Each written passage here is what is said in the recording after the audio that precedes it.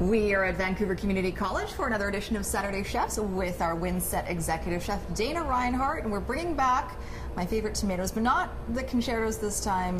Dana, we're going to try something different. We're going to be using the Camparis today. Oh. I know you like these. I do, yes. And you munch on them when we've used them in the past, and they're great.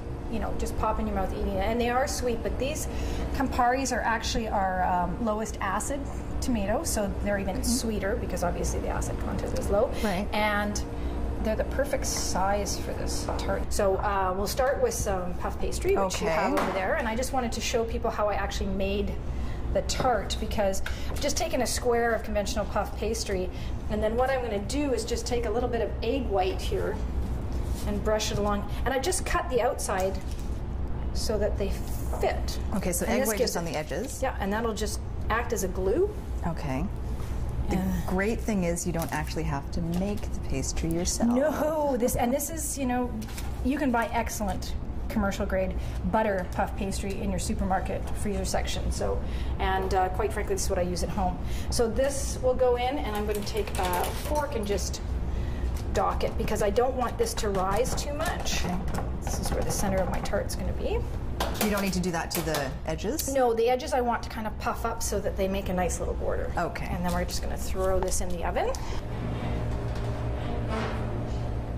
Okay, so this is the finished product. The puff pastry all well, this is about 8 minutes. This isn't totally finished. Now, when it's actually, because if you put the tomatoes and the Dijon on before it's actually had time to crisp up a bit, it'll be all soggy. Okay. So I bake it off, bake it a bit. Okay. And now I'm going to take some. This is where the acidity comes in, actually. Oh, do you want me to do that? Yes. Oh, so I'll give you the paintbrush. Don't touch it. Oh, I don't want to touch that. Okay. I can move that towards you. Just the inside? Just the inside. Just give it a nice little. Okay. So you have some. Oh, perfect. There you Thanks. go. But it doesn't matter if little bits of the puff pastry come out. And again, there's not much to do to these except to cut them in half. You don't need to seed them or anything? Nope, they go just on. They will bake in there for probably another 15, 20 minutes or so, just until it's brown.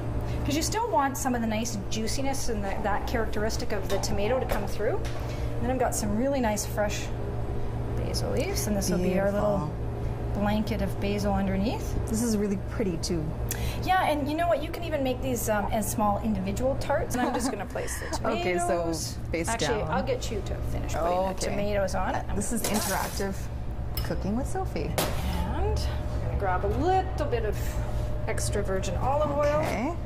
So then I'm just going to do a little bit of, actually not a little bit, I actually like quite a bit of goat's cheese. Me too. On this. Lay it on. Yeah. And I love the goat's cheese. Yeah. And then, of course, this doesn't go in for an extremely long period of time, so the goat's cheese just melts. It doesn't brown or anything. It just, again, it stays nice. And so, like I said, calls for about a quarter cup, but I'm using a little bit more than a quarter cup. To your own taste. Exactly. If you like cheese like I do. And then I'm just going to take a little drizzle of really nice, fresh, extra virgin olive oil. Beautiful. Freshly ground pepper. And you don't really need a lot of spices, I guess, because you've got such great flavors coming through. No, this is kind of, it's, you know, well, it's March, so it's a pre-springer, you know, it's spring in BC, right? That's what we like to call it. It's spring.